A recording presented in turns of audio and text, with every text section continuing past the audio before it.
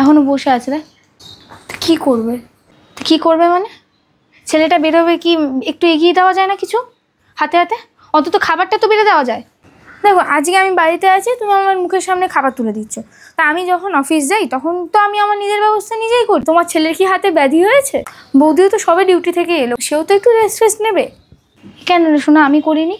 হ্যাঁ, তোর স্কুলে যাওয়ার আগে তোকে গুছিয়ে দেওয়া, কি নিয়ে যাবি, এসে কি খাবি, সবার জন্য তো আমি করেছি সেটা। দুপুরের ব্যবস্থা, রাতের ব্যবস্থা, অফিস থেকে একসাথেই ফিরতাম তোর বাবার সাথে। তোর বাবা সোজা গিয়ে ফ্যান চালাতো, টিভি চালাতো, বসে যেত, আমি কি করতাম? তোরা রাতে কি খাবি তার জোগাড় করতাম। তার চাটা কিন্তু কখনো বাদ যেত না। আমার মাথা ব্যথা, পুরো দিন তো আমিও কাজ করেছি। তোমার কথা একেবারে ঠিক মা, তুমি কেন চাও যে তুমি যে স্ট্রাগলটা করেছো সেই সেম স্ট্রাগল, সেম সমস্যার মধ্যে থেকে আরেকজন মানুষও যাক?